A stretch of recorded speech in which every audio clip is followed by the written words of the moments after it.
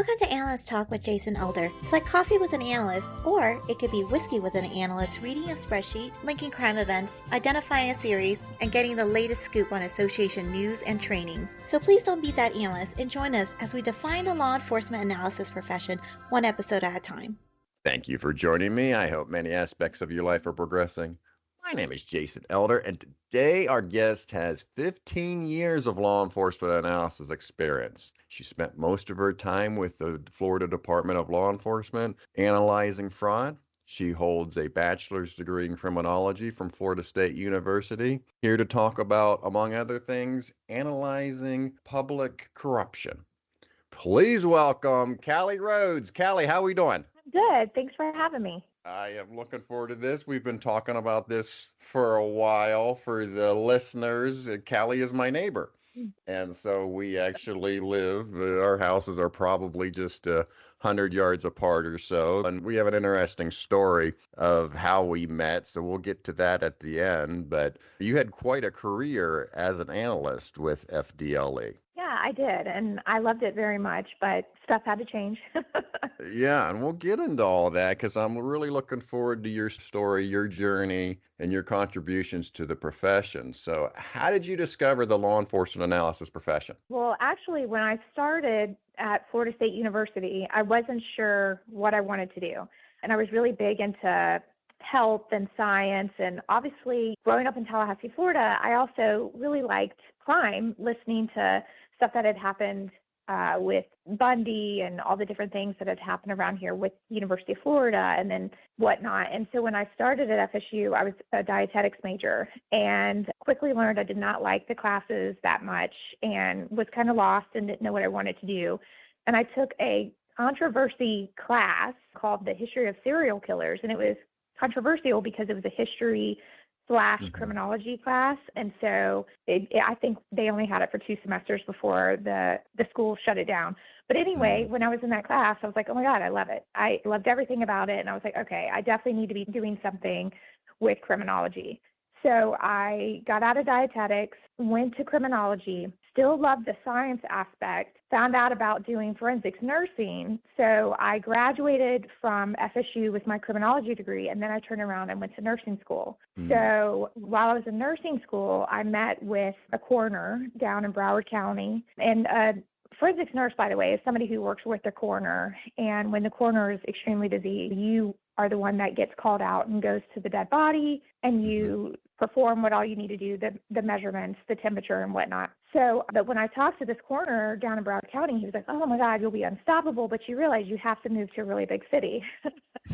I'm not a big city girl. Yeah. But he was like, you got to move somewhere where there's enough crime. And I was like, oh, well, that makes sense. So while I was in nursing school, worked in pediatrics for a little bit, realized I did not like working with people who are alive when they're sick and hurt. It's extremely sad and hard. And yeah. So when I was finished with everything, I wasn't sure what to do. So I applied and started in the DNA database at Florida Department of Law Enforcement. And I worked in the DNA database doing forensic style stuff for about a year and realized if I ever wanted to advance in that area, I was going to have to go back to school again for either chemistry or biology. And while I was there, I am extremely outgoing and would talk to people all the time in the break room or down in the cafeteria. And I happened to meet a supervisor who was in public corruption, and they were like, you have to come over and interview for this analyst position. So I did, and I got the job, and that's how I got there. It's a weird way, and it took me a long time to get there, but then I was there for the next 15 years. Yeah, you're jumping on a lot of different professions before landing on the one that you did. Just quickly, back on the FSU course on serial killers, was it that it was controversial because people felt that the course was glamorizing serial killers? No, it's because it was really a history class, but criminology majors were allowed to take it. And so I guess it was something to do with your credits. But in all honesty, I took 2 classes that really stood out to me at Florida State, and that was one of them. And it was, oh my God, the most amazing class. Just the fact that you could go and look in the newspaper, which I don't know if people read newspapers anymore, but you could go and look in a newspaper every single day and you can find somebody that is classified as a serial killer. Like you could actually find someone who fits the profile of a serial killer. And it was really scary. I was like, wow, this is crazy that all of this is happening, not just here in Florida, but like all over. But it was really easy to see, wow, I mean, we need more people in the criminology field to help. Yeah, and you mentioned Ted Bundy. I'm sure that's doesn't sit well with some folks, given that Florida State students were some of his victims. Oh, yeah, for sure. I actually joined a sorority, and my mom she was hilarious. She was like, please, whatever you do not join Chi Omega. And I was like, are you kidding me? But I did not. I was not a Chi O. I was a Kappa Delta, but I wound up living with a bunch of Chi Os, and I loved them so much. And I was in the house all the time, and I can tell you it is not haunted or anything like that at all. All right. So I'm curious to know, someone said, hey, oh, you got to come over here to this corruption analyst position. What did they see in you that they thought, oh, she would be a good fit for this analyst position? Well, I think when most analysts I've met that are good analysts, we all kind of have similar personalities in the sense that we're all pretty organized. We're type A. I'm very into a routine, and I would see this same supervisor, and I almost the same time every day. I had my routine, and I'm also outgoing when I need to be, and I'm reserved when I need to be. And I think that they saw that in me. And honestly, that's kind of what makes a good analyst, is somebody who's able to stay organized, talk when they need to, be quiet when they need to. And I don't know. I mean, that's all I can figure. So take us back to the first couple of weeks. You get the position, you're coming into the office for the first time. This obviously isn't something that you foresaw yourself doing, as we talked about your journey just to get here. So just talk about you're walking into the office for the first couple of weeks, what you were experiencing and what you felt. So there's a bunch of different personalities, or at least there was for me in public corruption at FDLE. There was a bunch of different personalities. So for me, it was kind of getting to know everybody and seeing who I fit with the best. You definitely, in my office, there was multiple inspectors, and you don't get to pick and choose who you work with. However, the inspector kind of does. And so you would kind of see who you fit with. And a lot of these inspectors are retired police officers and sheriff's department, and from wherever, all the different walks of life. So, and from all over, most of them from Florida, but just from all over parts of Florida. And so they're all very different. Some were narcotics, some were homicide, different things. And so that was the biggest thing for the first couple of weeks, was for me to kind of see where I fit in and who I really clicked with. And I'll tell you the thing about public corruption, that if somebody wanted to do public corruption, and I figured this out really fast the first couple of weeks, is you don't have to be fantastic at math, but you need to understand how math works. I mean, it's a lot of financial crime. Mm-hmm. Yeah. So I haven't had too many analysts that analyze corruption. We'll talk about Kelly Kimsey, because that's also our neighbor, and I had her on the show, and so she went through her part. Quickly go through and talk about how the cases got put on your desk. Yeah, so, and I'm sure Kelly talks about it quite a bit. So in our office, most of the cases we received they were either governor appointed, so the governor's office reached out to our office and said, hey, we've gotten some complaints against so-and-so. We need to open an investigation. Or we would sometimes get letters or complaints through mail, phone calls, and then we would take them to our commissioner and we would decide, okay, is this worth us looking into? And so that's kind of how our office would get an investigation. Most of them, like I said, were governor appointed. And the cool thing about executive investigations, where public corruption was housed, is that we work for the whole state of Florida. So a lot of people who know anything about Florida Department of Law Enforcement know that there's rocks, meaning that there's Tallahassee and Miami and Orlando. And so those rocks only work within those areas. So Miami only looks in the Miami area. Tallahassee only looks in the Tallahassee area. But executive investigations is part of headquarters. And so we got to investigate the whole state of Florida. So what would happen is we would get something from the governor, and then we would then have a meeting, and our supervisor would go, okay, hey, Rose Davis, Ed Fortune, you're going to work with Callie, and you guys are going to work this next case. And one of the first cases I worked was with Rose Davis and actually Mark Perez, and it was the Broward County Sheriff, and that was a really big one. Yeah, and I want to get to that because we have several analyst badge stories to tell today. But I'm curious, as you're getting started here, the process is well established as you're walking in, right? Like Yeah. they're teaching Yeah. you, like, okay, here's all the standard operating procedure of how we do things. You're there to learn and to be the process. It's not like you're trying to build the rocket ship as it's moving. Yeah, no. So Kelly was a senior analyst, and so she definitely taught me and helped me figure out, like, hey, you're going to write so many reports. When we do subpoenas, this is how we do it, and so forth.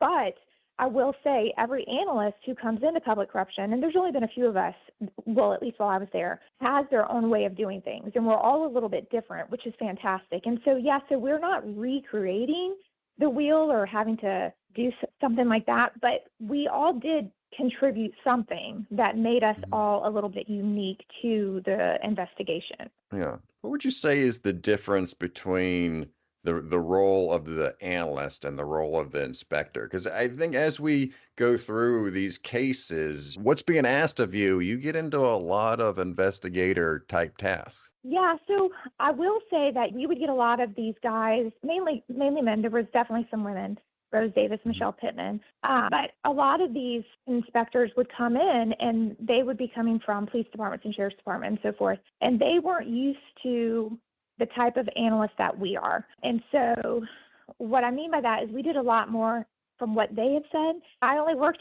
as an analyst for this one area. But from everything we were always told is that we did more than the average analyst. So we didn't do just the normal, I don't know, the reports and whatnot. And I'm trying to think of with all the pictures, what's that called? When you have to. So I think typically most analysts, it's all data driven. You're behind a desk, you're dealing with the computer, and you're doing flow charts, or you're doing link charts and maps, reports, and digging into the data. Well, no, yeah. So, yeah, sorry. And the word I was looking for was the lineups. I was having a brain fart on that. But in our office, we traveled with them. We went with them in interviews, and we went with them and on the search warrants, and we went with them sometimes when they arrested people. I mean, we were there for everything. And I from everything I've heard, that's not normal, but that's what we did. So, and I was there multiple times when the person was arrested, and sometimes we would go with them. I don't even know if I'm allowed to say this, but on lookouts and whatnot. And so, I mean, it was different in our office. Yeah. Well, I mean, I don't know what they can do to you now. So you're Yeah. probably okay to say that. So, Yeah. But I do feel that it is unique. And I mean, in terms of the analysts and the guests that I've had on there, I mean, a lot of people will say we really encourage our analysts to get out from behind the desk, go out in the real world, see how the real world works. But here it seems like it's well established that, hey, you're spending most of your time out and about. So it's not, you don't have to tell us that because we're already doing it. Yeah. And some of the cases that I'll touch on, so the first case that we're going to talk about, probably the Jenne case. I mean, I lived in Fort Lauderdale area, the Miami area. Gosh, I mean, we were there every week for at least a year. I mean, it was crazy meeting with the prosecutor and sitting in on interviews. And I mean, we were there a whole heck of a lot. All right. Well, let's get into it then. So this brings us to your analyst badge stories. And for those that may be new to the show, the analyst badge story is the career-defining case or project that an analyst works. And we got 4 pretty big ones today that we're going to get through. And we're going to spend most of our time today talking about these cases. So you mentioned Ken Jennings, Sheriff of Broward County, and I'll just let you take it over. How to get on your desk, and we'll go all the way to the end. Yeah, so Ken Jenne, he started off as a prosecutor for the Broward County State Attorney's Office and then did some stuff in between that. And then he was a senator for a while for Florida in the Florida Senate. And then he started in the private sector as an attorney. And during his time, our governor appointed him to be the sheriff of Broward County. The reason why this is a big deal is because the Broward County Sheriff's Office at this time, when he was appointed, had the biggest budget of any sheriff's office in all of the state of Florida. Like, I mean, he had so much money and he did a lot of wonderful things for the Broward County Sheriff's Office. Well, so the governor's office came to our office and said, hey, we heard that he is doing something funny with money and, maybe stealing some money. And we were just getting all kinds of complaints against him. And so he assigned the case to Mark Foley, Rose Davis, and myself, and Ed Fortune also. Ed Fortune was part of it also. And I want to say Ed Fortune was on it first, and then Mark Foley came in. But anyway, yeah, and so it was, the funny thing about it is Ken Jenne was very arrogant when we first started the investigation. I think he felt like, okay, I'm not doing anything wrong, and these guys don't know what they're doing. So we wound up interviewing, I don't even know, so many different people and meeting with, like I said, the prosecutors multiple times. And what ideally wound up getting him caught is he had a secretary and he had an assistant that worked for him. And they were making decent money and whatnot, and they were very loyal to him, but they were also normal citizens. And so in our interviews with them, we finally got one of them to crack. And that crack is what kind of led to the downfall. They had lied to us about where some of the money was coming from, like how are we getting certain checks, like where stuff like that. And one, I can't remember, I think it was his secretary. We were sitting in the interview. It was me, Rose Davis, and Ed Fortune. And there was one check that was like just kind of standing out there because you subpoena all these bank records and you have them all, but some of them, the subpoenas are only so good. Like you get these records and sometimes there's holes in them. So there was this one deposit that was super questionable. And I can't remember now what I wrote, but I wrote down a question and I passed it over to Rose Davis. And Rose asked this question to his secretary, and her answer was so good that Ed Fortune actually fell out of his chair. and it was the question, it was like the $1 million question, and her answer is what literally gave us the lead to where we needed to start digging. And then after that, it was awesome. It just, everything started falling into place. And you don't remember the question or the answer? No, I remember because this was, 06. Something. Yeah. But I remember basically asking something about this one specific check. My question, I think, honest to God, was who wrote this check or where did check number blah, blah, blah come from or something like that. But it literally was me writing down the question, passing it to Rose Davis. Rose Davis asked it. She spit out the answer, and then Ed Fortune fell out of his chair. It was awesome. It was so awesome. And then that was it. That blew up the case, the one question. And it was awesome because it was my question. So this is why I think it's so important to get to know your inspectors. Analysts and inspectors don't think the same. So I'm not sworn. So I don't think the same way that they think. And they usually are not like a type A personality like most analysts are. And so we think very differently. So even though the question was such a simple question, and the three of us had been interviewing these people for months now, it clicked in my brain to go, oh, wait a minute, did we ever ask this? But that question was the one that like finally just got everything moving in the right direction. And then shortly after that, we went to grand jury and charged Ken Jenne with, what did we charge him with? We charged him with something kind of crazy. It was, I want to say, money laundering charges and tax evasion. And what really got him is he got charged with one count of mail fraud. And that mail fraud wound up being the federal crime. And so because of that, we got him to go to federal prison instead of just state level. So that was pretty cool. Trouble understanding what they were doing. So were they Essentially money laundering to get money Yeah, back to themselves. Is that how it was working, or yeah. what was their scheme? Yeah, so they were doing money laundering. So he was doing a couple different things. And when it comes to this case, my brain's a little fuzzy. I mean, this was like the biggest case I'd ever worked in my entire life, still to this day, Hmm. because he was such a big figure. I mean, not literally. I mean, he's actually a fairly short guy, but he was such a Hmm. big figure for the sheriff's department and whatnot.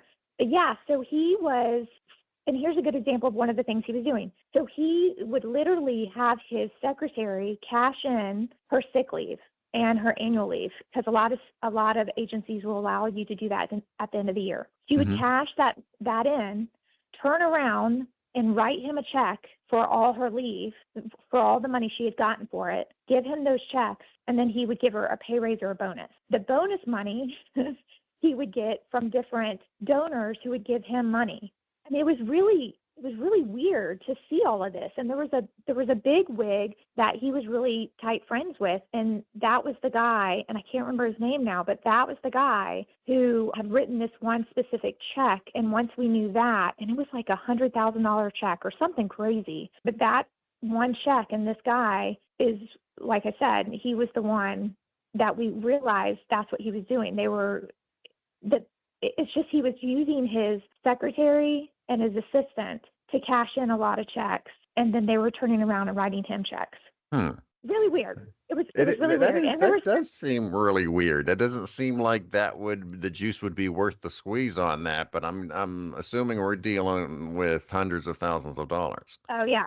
Yeah. There was a lot more money involved. Like, I mean, it was a lot of money. And the reason why I brought up how arrogant he was in the beginning is because I think for him as a private attorney, he was making really good money. And Hmm. then when he was appointed the sheriff of the Broward County, I mean, it's not like he was making pennies, but the difference in what he was making from a private attorney to when he was appointed sheriff was huge. He was not making nearly the same amount of money. And I think for him, like, he loved the power aspect of being the Hmm. sheriff, but he wanted to keep that same lifestyle, and he wasn't able to obtain that lifestyle, not with the money he was making. So he Hmm. had to figure out a way to get more money, and that's when he started leaning on his secretary and his assistant. And I mean, it was crazy. It was really, really crazy. And if he could have just been okay with eating mac and cheese at night every now and then, like, he would have been fine, but he just could not. He could not. And then when he was convicted, I actually sat there. I was in the courtroom when they convicted him and they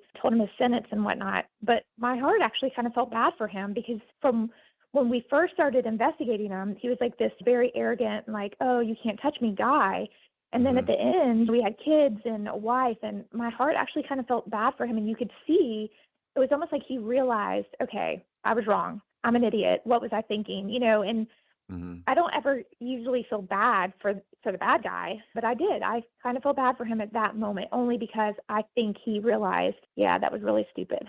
So, one of the big themes that we're going to be talking about today is these are very public cases that we're talking about here. And so, as you're going through this investigation, obviously a ton of information behind the curtain, behind the scenes. And then you have what the media is saying, what the general public is saying. So, as you were still in the middle of the investigation, was he still well supported at this time? Did he have a lot of good public sentiment there that people were defending him, or did he have the reputation where, like, oh, no one trusted him, no one liked him? It was both. Like, Hmm. former Senator Butterworth, I think, wrote us a letter asking us to be lenient on him. And so, yeah, no, I mean, he had a lot of support. Hmm. But then on the other side, like, a lot of the people who worked underneath him, like his undersheriff and whatnot, I want to say I remember all of them being like, yeah, no, he's arrogant. He's kind of a jerk. And once again, I think it was that whole power thing. He had so much power, and it went to his head. And I think that that's where the public didn't love him as much. But the former people he worked with in the private sector, the senators, when he actually had a moral compass, those people really still cared about him and wanted him to not go to prison. It's interesting, and people don't know everything that goes on behind the scenes. I just looked it up real quick. It looks like he served 1 year and 1 day in federal prison. Yep. Yeah. And it was like, and I'm telling you, like, tax evasion and Tax evasion is what got him, but that it was this one single check that went outside of the state of Florida. That was mail laundering that got him. That one check, and that's how we got him for federal. Yeah. But So it was so cool. Yeah, because this one was the biggest. Like, this was just such a huge case. I mean, it was insane. It was all over the news. I remember sitting in a news interview, and it was a big deal. It was a really big deal. But you mentioned Ken Jenne today, and people up here are like, I don't know who that is. And even people down there, I mean, they have to be closer to my age to remember who he is. From the beginning, was it pretty obvious that something shady was going on? No, it was very obvious that he overspent what he was bringing in.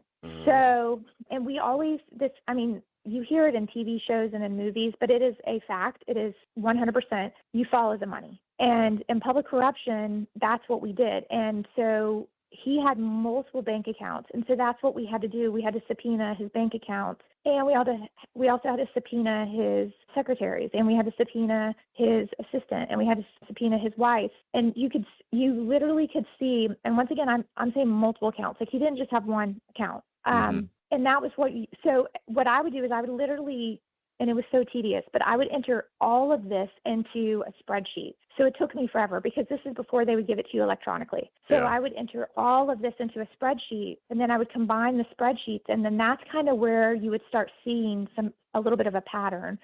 But what we saw first was the fact that he was overspending what he was making. And if you are overspending what you're making, but you're still living like this really lavish lifestyle, where's the money coming from? Yeah. You're getting money from somewhere. And so that's what we could see. And when I say, like, he lived lavishly, like, they never ate at home. I mean, he ate out breakfast, lunch, and dinner. Like, it was a joke because I literally was like, how can you afford to do this? I mean, breakfast, lunch, dinner. I mean, it was crazy trips. They drove nice cars, and I don't know. So, yeah. Was it this case? We talked about it briefly in the prep call yesterday. Was this the case where you won an award for? Yeah, so it was me and Mark and Rose Davis when at the end of all of this, we won Law Enforcement of the Year, which was hilarious because I'm not sworn, but I was like, this is the coolest thing ever. But I mean, it was a very hard case, and I'm not kidding. Like, grand jury's kind of scary, and then meeting with the prosecutors as much as we did, and traveling as much as we did, I think like they just were so appreciative. And when I say that this sheriff was such a bigwig, I mean he was huge for Florida, and so taking him down was just something. I mean, it was like Watergate. Like, taking him down was insane, especially for Broward County. So yeah, it was pretty cool to win that, especially since I'm not sworn.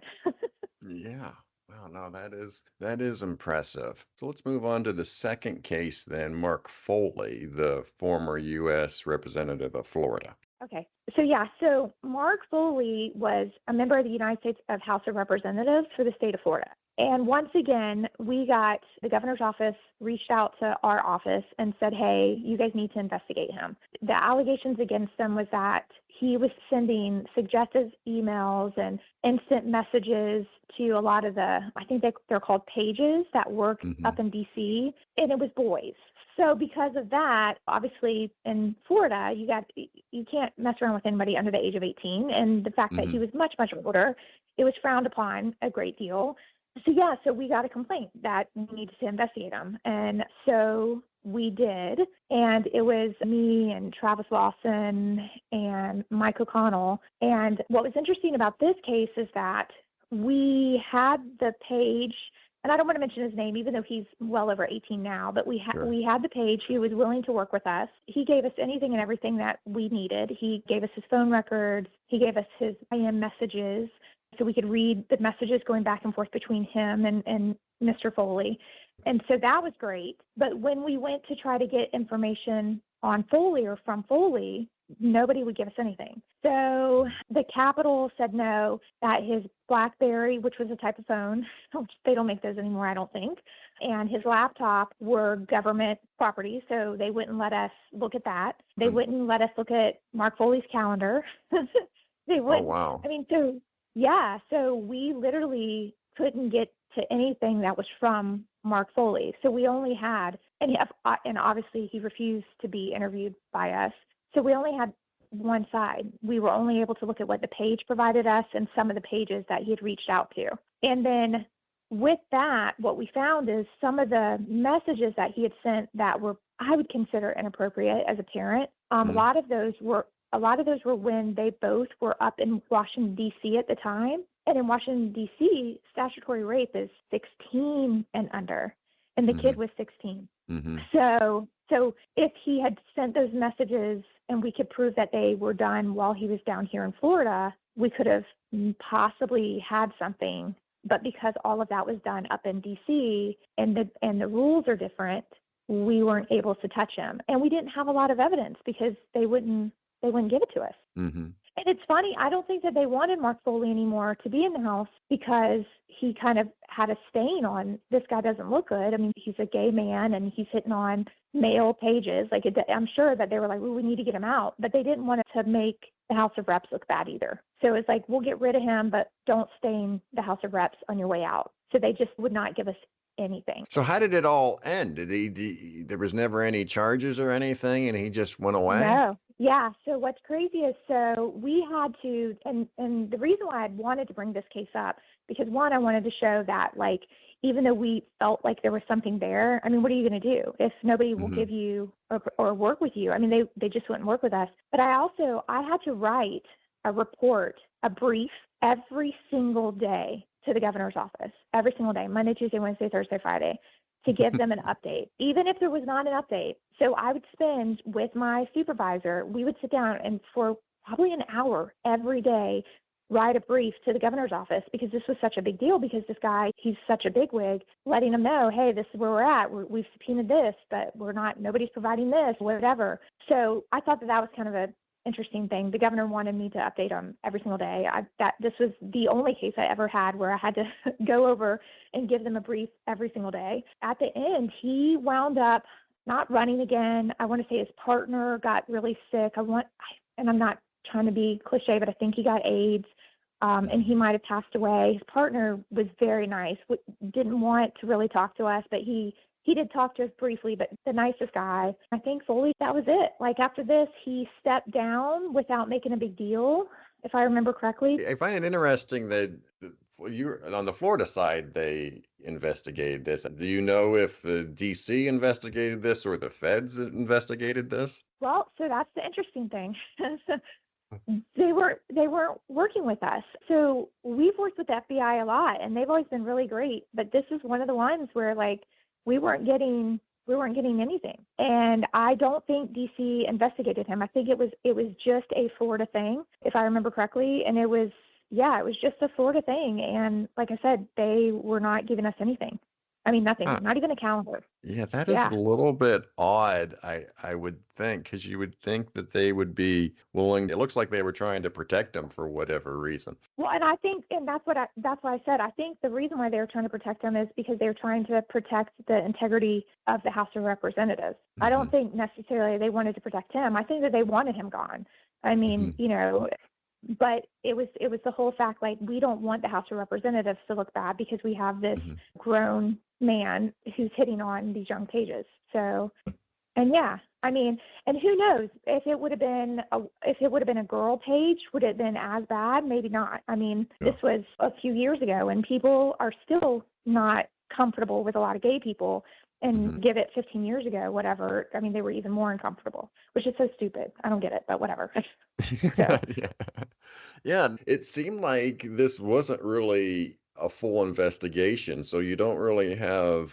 It sounds like, you can correct me if I'm wrong, that you really don't have a grasp on the full impact, like how many pages and how deep this went. Right. No, that is 100% correct. But it was extremely time consuming because I was having to write these briefs and I was having to work so hard on it every single day, but I had such little stuff to go on. It was very frustrating because it's almost like you know that there's something wrong and there's something that should be changed and something bad is happening. But if nobody's willing to help you, at some point you wind up giving up. So, and it's not that we gave up. The governor's office finally, though, was just like, okay, we're going to move on. So, And that's very not For sure. satisfying, right? You just went that's two extremes that you just went over. You're like this one where it went from beginning to end and full, obviously very satisfying ending, to this other one where it's like, oh, we did all this work and have nothing to show for it. Yeah, exactly. Yeah. All It right. was really it was super disappointing, but I think the biggest thing that I took away from that is that, like, because he was such an important figure for politics, basically. I mean, Hmm. we're talking about, like, I mean, he wasn't just a state House of Rep, like, but because he was such a big guy and such an important person, it was crazy how fast our investigation kind of got shut down, if that makes Hmm. sense. Yeah. Hmm. All right. Well, let's move on to the Jim Greer case. Yeah. So Jim Greer, this is another one. It was really interesting. And this one was very, once again, time consuming. And yeah, he was the chairman for the Republican Party here for the state of Florida. And he supposedly had set up he was going to take over the campaigning for the Republican Party here in Florida. Hmm. And normally you hire people who have, like, extensive experience campaigning and have gone to college for different things and are very good at doing the campaign work. But I think for Jim Greer, I think he saw a way to make some extra money. And so he was like, oh, I'm going to take over the campaigning. So he and his protege, is the best I could say, because it's not like he was an assistant or anything, but this other guy who I like, he was the nicest guy ever, but he made a mistake. Yeah. Del Mar, he made a mistake. But anyway, they created a shell company, which Greer has a book out there. So I'm sure in his book he said this was not a shell company, but it was a shell company. And he created the shell company, and they were funneling money from, people who were contributing to the Republican Party, hoping that it would help them with their campaigns and win and whatnot. And he was taking that money, and they were going on trips to the Bahamas and taking private jets and, like, doing some really crazy stuff. And we subpoenaed a gazillion bank accounts and interviewed a bunch of people, and we caught him. So that one was pretty interesting. So it seems like with that, when you're interviewing them and you just quickly went over the pattern of behavior, what was their defense, or what did they say? Were like, well, why are you going to the Bahamas, or why are you doing all this stuff? What does this have to do with the party and the donations? Okay, so Greer, and now this, I'm just saying what Greer has said. So I'm Hmm. not at all speaking for Chris, but he was basically Chris' right-hand man. They were really close. And so when he was going to Bahamas, they were like meeting certain people. Other people were coming that were contributing money. Hmm. Chris wanted to do it. Like, this was the kind of stuff that he would say. But what was interesting is that, like, the rumors were that they would take a private jet, go over to, like, the Bahamas. They would have a bunch of women, whatever you take of that. They would all hang out for, like, a weekend or whatever, and then they would fly back. Now, were there some bigwigs that might have also gone? Like, I don't know, like somebody who has a lot of money, a private investor, sure. Hmm. But you don't hear of that that often. And we tried interviewing Chris' private detail that is also part of Florida Department of Law Enforcement, and they obviously cannot say anything. So they couldn't really speak about what happened. But we had, like, flight records, so we knew who was on the plane. We had when they landed, when they got back, who piloted the plane, spoke with some of the pilots, stuff like that. So we had a good idea of who was going and what was happening over there. So But yeah. I guess in terms of the data and the timelines and trying to tell the story, like, was it easy to tell this story, or there were still a lot of gaps even as you were going into the trial? No, this one was easy. And the Hmm. reason why is because Greer was really sloppy. He did not try to cover up anything. Jenne tried to cover up stuff and did a really good job because it went through so many different people before I got back to him. And I'm not saying Greer's not smart, because he is smart, because he got away with this for quite a while, but he was very sloppy. And I mean, it was like, you got to be kidding me. I mean, it was very easy to follow the money. And it helped us a lot that when we interviewed Delmar, the nicest guy, you could tell, like, he was like, man, I just really looked up to this guy, and I was doing what he told me to do. And he wound up being on our side and testifying for us. And I felt so bad for this guy because he was young. And I was like, man, this is really going to mess up his political career. But he wound up being fantastic witness for us. And between him and the fact that Greer was so sloppy, I mean, this case was really easy to follow. The bank records were really easy. Seeing what was in the accounts, what was supposed to be in the accounts and wasn't in the accounts, easy. And this is one of the ones where we talked about how, as an analyst, I was more involved than some analysts. I was with them when we arrested Greer. And so that's one of the things that another reason why this case stands out so much is because I was in the back of the car because we're going to do a search warrant of his house the day that we're going to arrest him. And we got there, and really awkward. I was in the car waiting because they were going to arrest him, and then I was going to go in because I'm not sworn. So I could search, and we're looking for documentation, we're looking for cash, we're looking for stuff like that, like you would if you're following the money. And I'm in the car, and there's a knock on the window, and it's Travis Lawson, an investigator, and he's got Jim Greer in handcuffs, and Jim Greer's face is bleeding, not because they had beat him, but because he had cut himself shaving when they knocked on the door. And helicopters were flying over the house. And I was like, what is this? This is something like out of a movie scene. So I get out of the car, and Jim Greer was so nice. He was like, hey, how are you? I was like, I'm good. How are you? I mean, obviously not good, but I felt bad. I didn't know what to say. He was in his pajamas. I felt so bad. I was like, oh my God. And then they were like, you have to wear an FDLE jacket. And they rushed me in the house, and the wife and the kids were there, which was so uncomfortable. She said a couple words. Yeah, she said some stuff to me that wasn't nice at all. And and then we were there for a couple hours investigating. And they wound up, I think Bob LaFiles, he's another investigator. I think he wound up going to her and being like, hey, are you like saying stuff to her because she's the only one without a gun? Come on. I mean, it was pretty bad. It was really bad. But that was like something out of a movie scene. Like, it was insane. I was like, what is happening? But there was helicopters flying overhead. It was just the most bizarre thing ever. Yeah, I was the day that the arrests happened on a big case that I was working on, and that is a very surreal experience. Certainly, you're not used to being part of that arrest day and all the events, but it is very eye-opening. And it definitely, for those that, again, when you talked about analysts get out from behind the desk, see how the real world works. Don't just work in the data world. It is definitely, there is a lot that an analyst can learn and bring to the table. Oh, yeah. And I mean, and one of the things that I kind of have going for me, and I'm not tooting my own horn, but like, I know when to kind of be quiet and be kind, and some analysts just can't. They just, they get so charged up. But I mean, the fact that like this woman was saying some not nice words to me, and I just kind of let it roll off my back and didn't really say anything because I got it. Like, I was like, yeah, feel bad. I'm in your home. You're trying to feed your kid, and we just arrested your husband. But still, at the end of the day, I'm like, you're still the bad guy. So, but yeah, no, that was an interesting day for sure. Yeah. And what did he end up getting? I had it here. Yeah, no, he wound up going to prison. He wound up, so he 18 months. Yeah, and then he wound up pleading guilty and for, what was it, theft and money laundering. And then he wound up paying the Republican Party back $65,000 in restitution, and that was it. And he took way more than $65,000. So he, in all honesty, he got a good deal as far as I'm concerned. I mean, he was pretty crooked.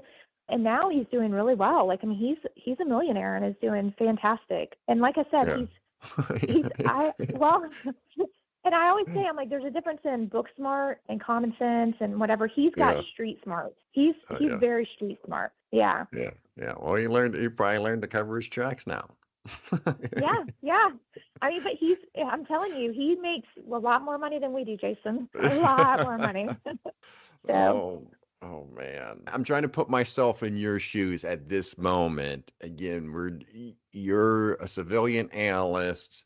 You're dealing with data. You're assisting with these big, high-profile cases, and it's obviously you're working on something where the Republican Party has an interest on what you're doing. And not only, Yeah. I'm guessing, not only on just the state level, but the national level as well. Yeah. And I think for this one, what made this one a little bit different is that I want to say towards the end, the Florida Republican Party, they were ready to cut ties with him. Mm-hmm. Like they were working with us. They were like, yeah, just get rid of him, do what you need to do. Whereas Foley was a little bit different. Yeah.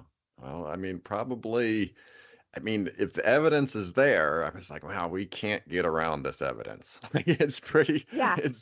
that's probably what it was. It's like, hey, we can only cover up so much. Yeah. It was interesting. And like I said, I think what's crazy to me is all three of them that we just spoke about, all three are doing extremely well after getting in trouble. Jenne does a lot of private consultations and consulting and whatever, and I think he does really well. I know Jim Greer is doing really well. And I don't think Foley's hurting. Like I think he's doing just fine because he didn't get in trouble and he was able to save all of his like pension money and all that. Whereas Jenne lost all his retirement. Yeah. Well, hey, you're saying there's life after corruption. There is life after corruption, and it's pretty crazy. I think if you are only a little corrupt, then you're okay. It's the ones that are really corrupt.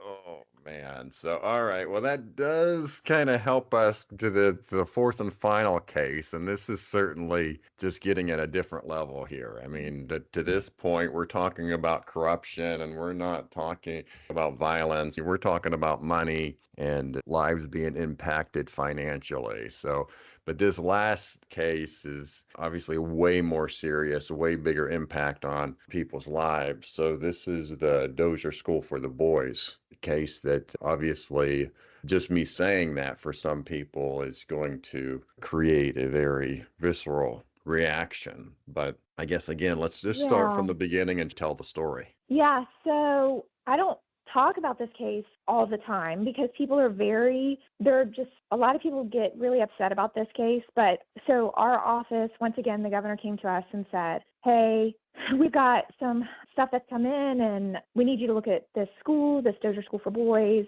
At the time, it wasn't Dozier School for Boys. It was called something else, but it's in Marianna, Florida, and it's now housing violent juveniles, and we're just using one small building. But it's this whole campus. It opened up like early 1900, and supposedly there was a bunch of beatings and sexual things happening that should not have been happening between staff and students, and we need you to look at it. So this one was really weird because it was all historical. We weren't looking at anything current, and we're talking about like 100-year-old historical, and it wasn't public corruption.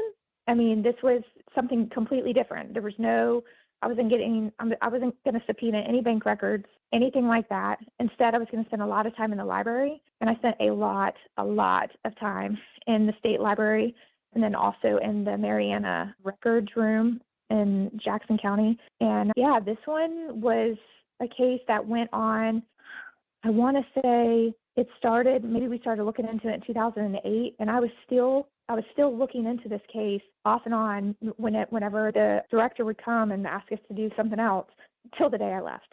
Like, I mean, this is one that is like, I feel like it's never, ever going to go away. When you started working on this in 2008, you as you mentioned, you're kind of working in the past. Is stuff had already happened and you're trying to work in the past. So, like, how old were some of these events that you were trying to investigate? So, really old. So it started with, we had to go back and start looking so basically this is a school for boys, and this is where delinquent boys were sent. And they opened in 1900. So we had to go back and look all the way to 1900, but we really had to go back and look to when the first deaths occurred at the school. And that was in 1911, and there was a fire. And what you have to remember is, and this is where people kind of get mad when I start like spitting facts, because once again, they're facts. I'm like, whether you like them or not, it is what it is. This is a rural county, and people died. They died even in non-rural areas, but this is a very rural area. So people would die from the flu. People would get hit by a donkey, a mule. Some kids drowned. They were sent there, and some parents would send their kids who were mentally mentally ill or whatever, and were not criminals. But then a lot of the kids that were sent there were actual criminals, especially after the years went by and they redesigned the school and made it harder to send the kids there. Like, so they weren't just taking the kids that maybe a family had too many kids and they just couldn't feed one or whatever. And so a lot of the kids that were sent there were legit criminals. But so what we had to do is we had to find the cemetery, which we had a map that was dated from way back when. So, I mean, the cemetery was never hidden. And that's one of the things. Everyone's always been like, oh, nobody knew about the cemetery. It was hidden. Nope. It was always there. It was marked. We found an old map. It had been marked forever. A lot of the staff knew about it. Staff used to actually keep it cleaned up. So it wasn't anything that was like all of a sudden found. But there was 32 crosses in this gravesite because it wasn't really a cemetery. I mean, we're going to call it a cemetery, but it really was not a cemetery if you see pictures of it. But there was 32 crosses. And so it was our job to find who had passed away and who we thought was buried in these 32 graves. It's a lot. And we found the old crosses that had been replaced with the new crosses going through the woods. And me and a couple of the inspectors actually found old crosses, so we had to collect those. I mean, it was really crazy. And the paperwork for a school that's been open over 100 years, there's a lot. There's a lot of it. And a lot of it was held in buildings that had asbestos and were falling down. And we were able to go in those buildings and find and get some information. And then some of it had been gotten rid of, like burned, because state law, you don't have to keep all the records.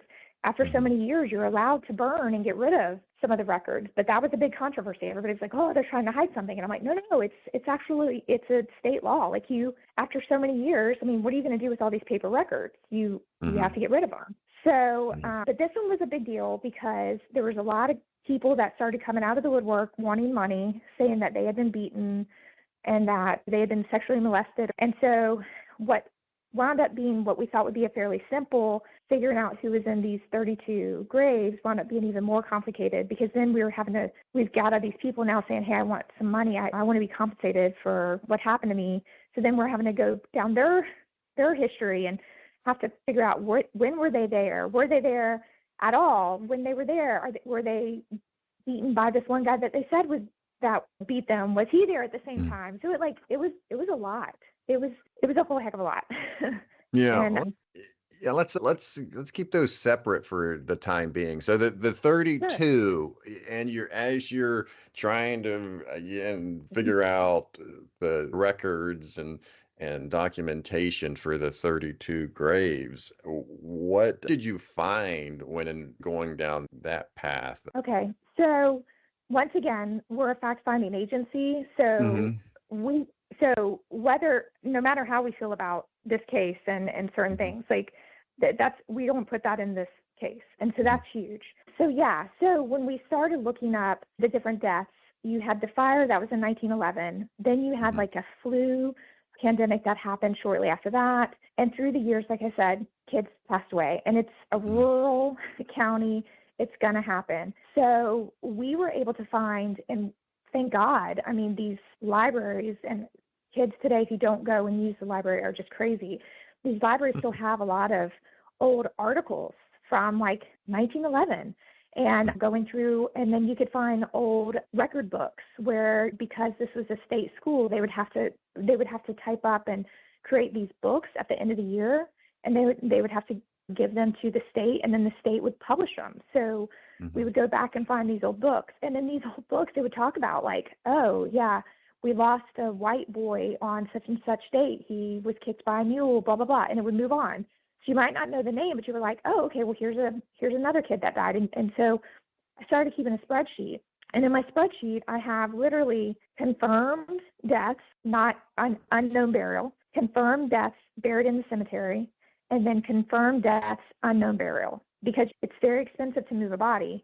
And so a lot of families would say, no, just bury my child there. So not only do I have a bunch of old news clippings, which once again, thank God, but we also were blessed enough to find a ton of actual death certificates. And I have death certificates dating back from 1908, which is great. The Vital Statistics Office out of Jacksonville, Florida, they were fantastic in helping us and guiding us on how to get some of these items. Granted, we had to subpoena all of it. I mean, you can't just go and ask for somebody's birth certificate.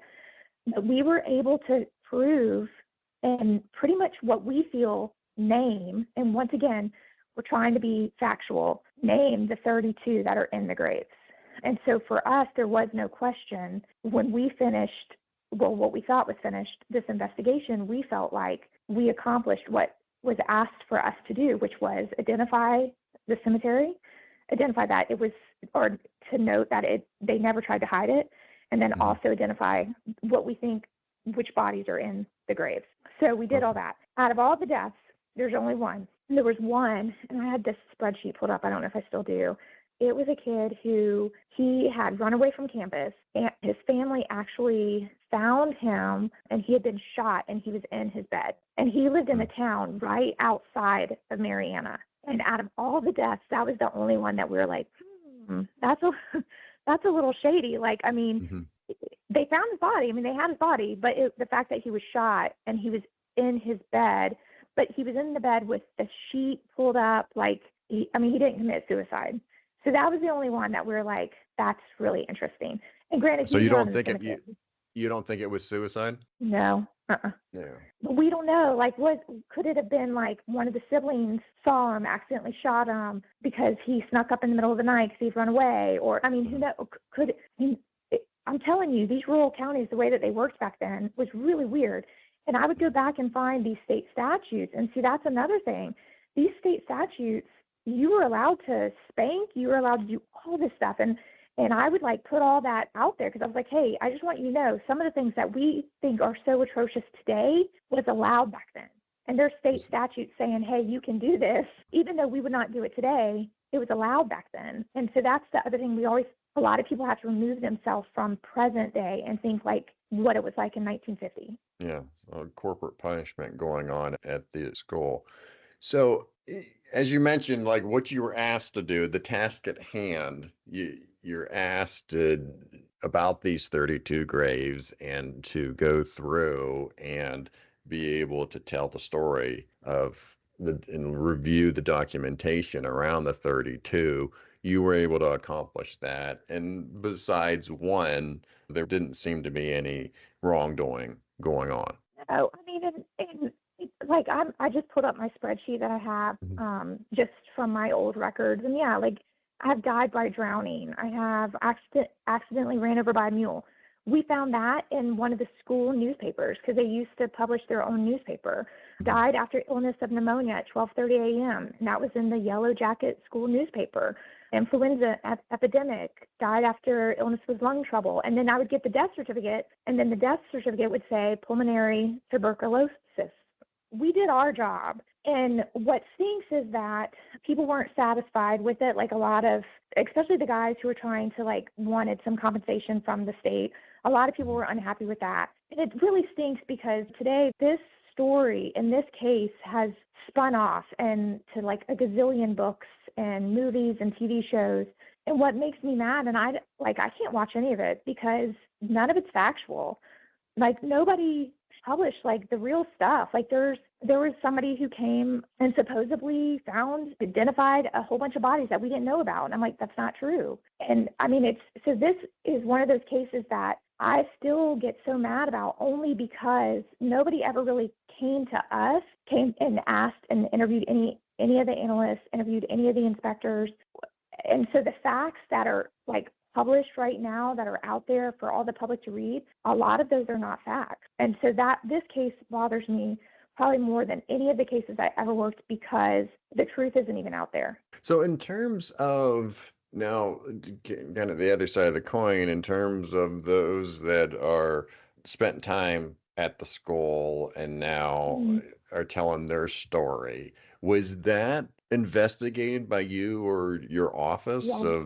So there was a group, and I even hate mentioning their name and giving them any publicity, but there was a group called the White House Boys, and there was 4 original guys, and we interviewed all 4 of them, and they were all very nice, very pleasant, but and it's funny. Okay, hold on. Let me say on my one track, and then I'll jump off. But they were all pleasant. We interviewed all 4 of them. They basically said that they were beat in this white house that was on the campus, 100% true.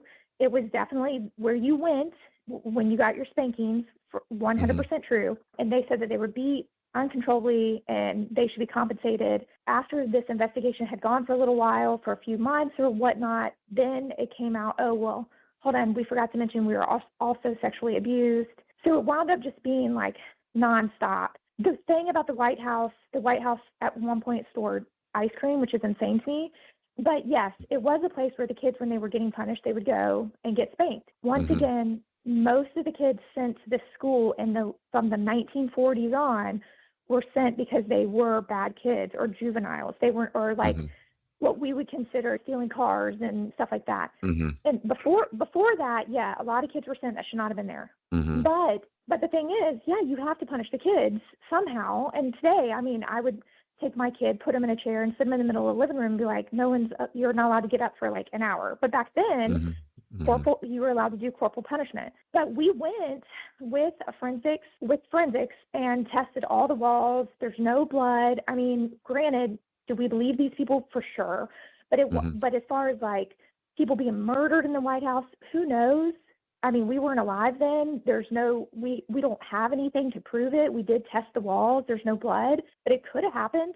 I mean, I don't know. But so that was a whole nother spin. And that is where stuff got really, really messy. And that's where things got really crazy. But I will say some of these kids that were sent probably were not that bad. They were probably sent for something really stupid. Like I stole a candy bar from whatever the little convenience store was back then. But then there was kids that were really bad. And we heard stories about some of the kids raping some of the women staff on campus. I mean, so you got to remember, like, there really were some bad kids that were sent there. Were you able to conclude that there was true physical and sexual abuse going on? We were never able to prove the sexual abuse, but as far as the physical, yes, the school kept really great records. So remember I told you, yes, some of the records had been burned, but then there was a lot of these really old records that had been shoved in like attics and stuff in a lot of these buildings that were falling down and had asbestos. So the staff doesn't want to go in there to get those records, right? So of course, so we're like, oh yeah, we're not scared of asbestos or anything crazy. So we searched all these buildings and got as many boxes and documents that we could get. And the school was fantastic about keeping records sometimes of like kids who got spankings, and they would put in there like, hey, John Doe, he did this and he's going to the White House. Oh, it didn't say White House, but it would say he's going to get spanked he's going to get this many licks, da, da, da, da. So yeah, no, we know that these kids were definitely getting spanked and corporal punishment or whatever. We've never said that didn't happen. To the extent, who knows? I mean, I'm sure there's a lot of sick people out there, so I'm sure there was definitely some staff that was overdoing it. But as far as the sexual stuff, there's no record of it. Nobody's alive anymore, or at least when we were interviewing, there was very few people that were alive that far back. I mean, we did interview as much staff as we could that had been around forever. There was one guy that worked there for a very, very brief amount of time. He was actually a preacher, and he worked at because they had two different sides of the campus. So one for minorities and one for white people. I mean, this is segregation back then. And this one preacher, there were some questions about him, and they got rid of him immediately. And we were able to speak with that. They didn't call him a principal, but he was in charge of the school. We were the last interview with him before he passed away. But he got rid of that guy almost immediately. Yeah. So who knows? I mean, maybe he did something. But the problem is for us as analysts, we're fact finders. So I can think and guess whatever I want, but if I don't have a fact in front of me, then I'm going to move on. Yeah. And that bothers a lot of people. You weren't able to prove that there was this institutional pattern of corruption that I think people were assuming was there. Yeah, we were not. But if you read the books that are out there and you watch the movies, I mean, this place was like terrible. But I mean, it really wasn't. It wasn't as bad as it's portrayed. Was it a bad place? For sure. But a lot of these kids were really bad too. Yeah. Why do you think this got so many variations, so much movies and books spawned from the events that happened?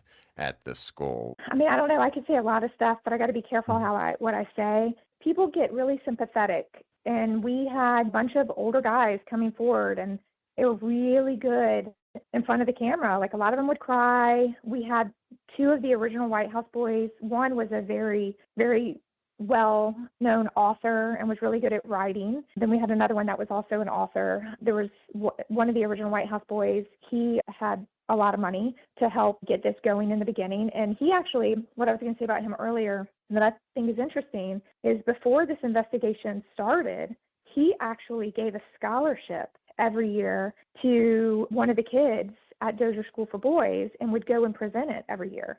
So he was really involved in the school. So it was weird how he was really involved, giving a scholarship to the kid that had made the most improvement or whatever. And then all of a sudden he's like, oh no, the school's really bad and we're going to sue the state. So I don't know. I think that especially the one guy that was the really good author, I think like they just really did a great job of constantly talking to people, constantly asking for interviews, reaching out. They reached out to Pam Bondi. I had to present this to the governor's office. I had to do a whole PowerPoint, and we had to make all these booklets to give out to the whole governor's office. And it was a big deal, but that's all I can figure is that people kind of get sympathetic and then they start going a little crazy over it. We see it today. We see it all the time. Yeah. Well, it's interesting with this, the way you describe this case. It's interesting how much documentation there is. At the same time, there's a lot of gaps. And obviously, when you have that dark side of the moon, you have those gaps. People will fill in whatever they can imagine, or they might fill in the gaps themselves. And I think that the idea that you talked about going back in the 50s and this school, and there's just so much questionable stuff going on and not a lot of answers. Yeah, and the statute of limitations too doesn't help. So like these guys that were coming out and saying, hey, I was beat or I was sexually abused, statute of limitations, a lot of times their time was up. And so then that would be another bad thing. Oh, the state's trying to like not compensate them. And it was like, this isn't me. This is what's in our state law. So, and once again, the school was so bad in the beginning when it first opened. There was a lot of really crazy stuff that happened, but that's also very normal. And as time progressed, the school also got better, but they were still a very rural county. So whatever we were doing in Leon County, which is considered rural compared to Broward, but whatever we were doing here, they were still like 10 and 15 years behind us. So like that's what people have to understand. This is still a very, very rural county when you go today. And so they just were always behind. So even though the school did do their best to eventually get out of some of the things that they were doing that was wrong, it took them longer than I would like Leon County. Yeah. Does that make sense? Trying to explain that? Mm-hmm. Okay. But this case bothers me so bad because, like I said, we just reported the facts, and the facts weren't enough for some people.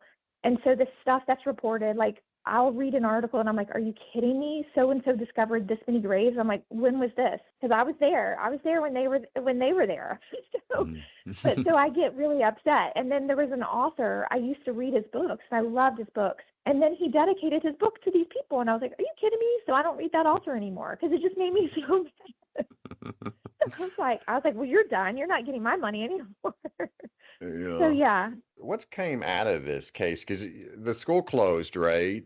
And then did some of the folks, did the state have to pay out? Did the state apologize? Was there reform? Yeah, so the school closed, and when at the time that it closed, it had already most of the campus was already closed at that point. So, and this is like if you go on this campus, it truly is like something out of a scary movie because the buildings have been kind of abandoned and Mother Nature has taken over and whatnot.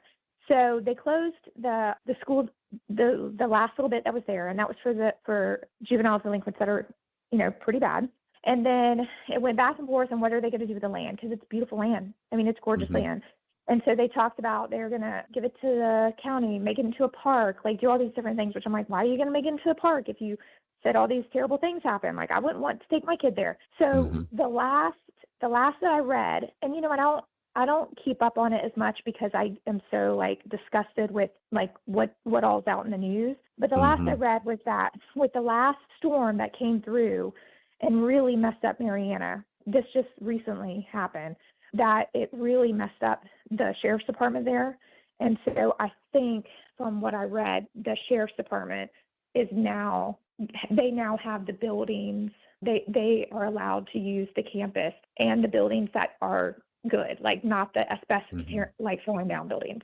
So that was the last I read, and that's been very recent. And yes, a lot of these guys who claimed all these different things, 100% were paid out, not a large sum, but a sum. And then some of the students who were found buried, some of the family would be like, oh, we didn't want our son to be buried there. But then we would find stuff that said, please bury my son there, from like the family who's no longer here to say that they okayed it, but that's okay. The state paid for those bodies to be dug up from the cemetery and then moved and buried to wherever they want. Yeah, so a lot of money has been spent on this investigation, a whole heck of a lot of money.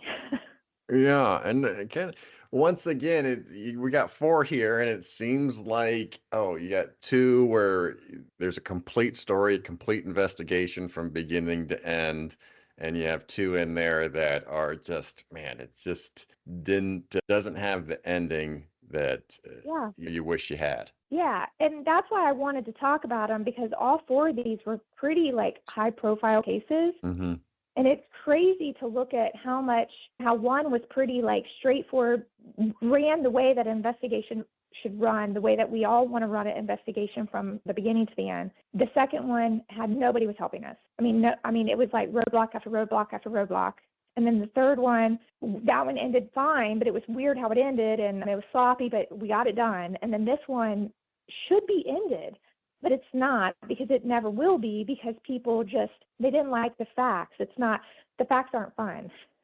So they're not pretty. They're not, I don't know. It's not sexy. It's not exciting. So this one is just like one that's just going to keep on keeping on. And it sucks a lot. So with all of these being high profile, was there ever a situation where you felt like either people were investigating you or surveilling you? Yes.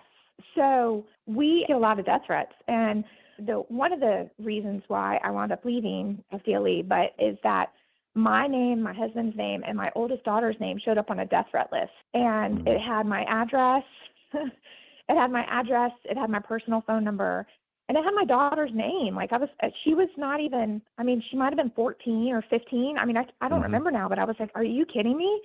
And so, yeah, I was on a lot of lists as somebody that should be taken out, which is really ridiculous. There's people I did not get along with that definitely do not love me and would be okay if they never saw me again. That's tough, because obviously that's a whole other level. When we talk about a lot on this podcast, the different contributions of an analyst and the data that you're working on and the contributions to the investigations, it's interesting, and it can be fun and games, right? And then you get to certain situations where, it's not fun anymore. This is certainly, you get to this area where it's like, my family's being impacted. I'm in fear for my family. Yeah, exactly. Yeah. And then they started sending, and I know this happens a lot, so I'm not complaining. I'm just saying this is some of the stuff that bothered me. They started sending us putting me, a non-sworn analyst, on hurricane duty. And so they would send us to where the hurricane's going to hit before the hurricane hits, so we can be there when the hurricane hits so we can help. And I'm like, well, how do we know that we're still going to be there when the hurricane hits? Is the hurricane going to take us? And that kind of bothered me. I was like, I'm leaving for a week to go to an area that's about to be hit by a hurricane, and I'm leaving my family, and I'm not sworn. I don't get paid this special pay. And so, yeah, it's crazy, the stuff that was happening when I left. Yeah. So let's talk about the decision to leave. You go from this job to the private sector. So I want to talk a little bit about that transition. Yeah. So it was really hard for me because I really loved my job. I liked my job a whole heck of a lot. I loved public corruption, and I liked when we would get interesting cases in that were different. So it would change it up every now and then, like the Dozier case. And we had like a couple murder cases come in, stuff like that. So it was nice. As far as education-wise, I mean, they were really great about sending us to different trainings, and I appreciated that because that's one of the biggest things is you got to be up and up on all the more recent trainings. So I loved all that, but I wasn't getting paid enough. Like, I mean, I hate to say that, but I just was not getting paid enough. And so I was kind of like, I'm working and I'm traveling. I'm driving to Broward County because we were not flying anymore. So I was driving to like Miami and Broward County nonstop. I myself in a state car. So, for those that don't know, like what I'm laughing because Tallahassee to Miami is what, like an 8-hour drive? Yeah. And I would work until like 1 or 2, and then I would drive to Miami, check in at some seedy area, like me, and I'm little. If people don't know what I look like, but I'm not a big person, so I'm like an easy target. I would check in at like midnight, and then the next morning do like a meeting at 9 a.m. and then drive back. And I was just like, okay, between the travel, the going to the hurricane, the areas that are going to get hit by the hurricane, and then my daughter showing up on the death threat list, I was just like, okay, I'm not getting paid enough for this, so I need to figure something out. I need to better myself and better my family. So I left, and it was hard. It was very hard, and I still love that job, but I wouldn't go back because they can't pay me enough. Yeah. So you go to the private sector with, is it Pondera Solutions? Yeah, I went to Pondera Solutions, and Mm-hmm. it was very, very different because it was something that I wasn't that interested in, but it was more pay. And so I'm glad I did it. And it is private. I mean, if they ask you to do something at 2:00 in the morning, you definitely got to do it.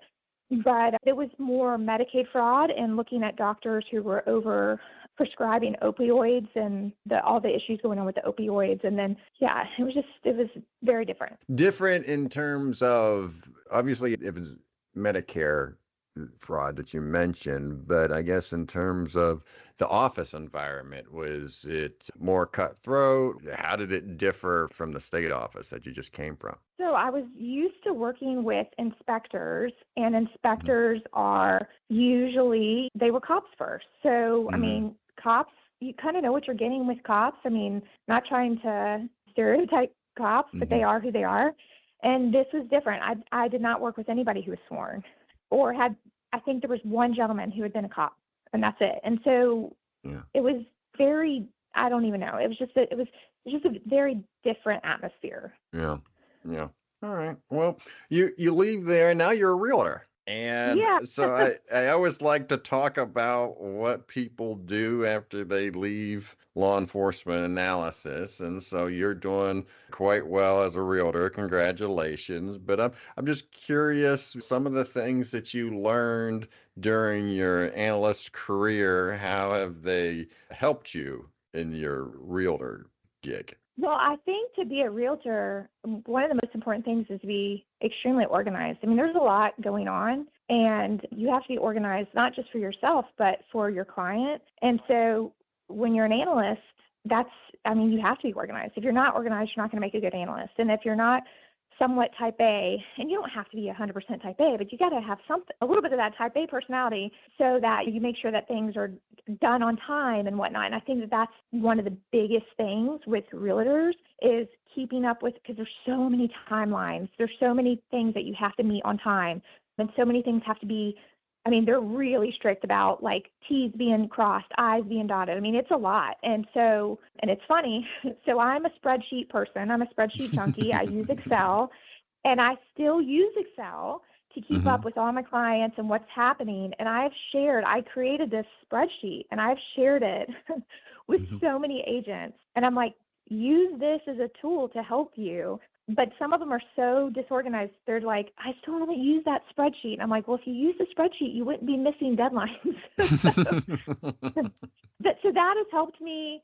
I think that's helped me the most is the fact that with being an analyst, you learn how important it is to be organized, and you wind up with like I don't know, I think one case I had 17 bank accounts. And so you got to keep up with all that. And so that helps you be an organized realtor. And being an organized realtor is the only way to be a good realtor. Nice. All right, very good. All right, well, let's finish up with personal interest then. And as I mentioned in the beginning of this, we were neighbors and we met in quite an unusual way. I think it was 2018, and we had Hurricane Michael come through Tallahassee, one of the worst in a long time.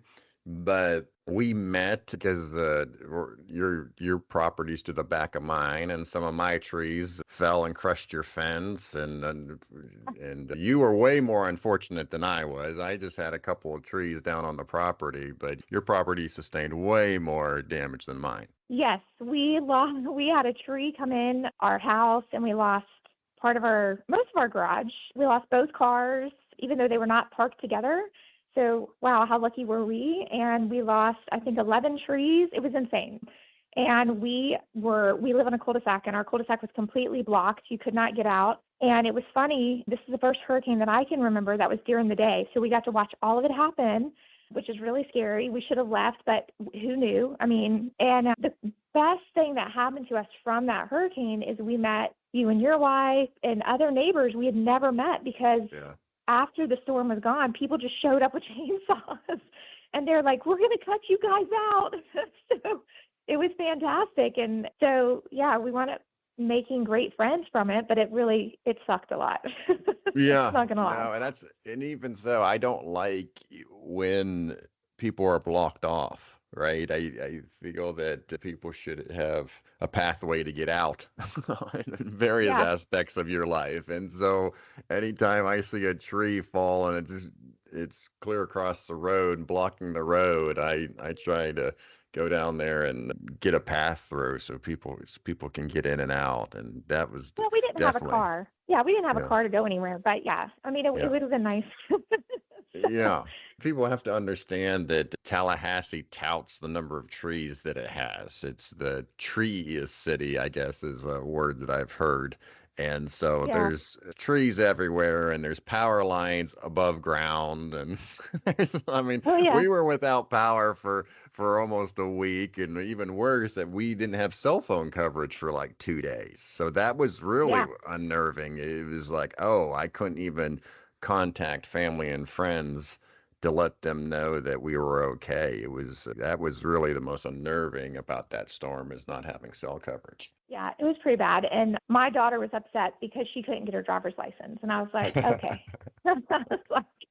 That's the last thing I'm worried about right now. Yeah. Well, that's teenagers. Yeah, they got everybody has their priorities. But yeah, I mean, I still think back clearing everything out, and it was nice to see, as you mentioned, the community came together in the neighborhood. You can go and not know your neighbors, and when that event, everybody came out, and I remember Jason, your neighbor, he walks the neighborhood all the time at his bare feet. And he's out there like sawing wood in his bare feet.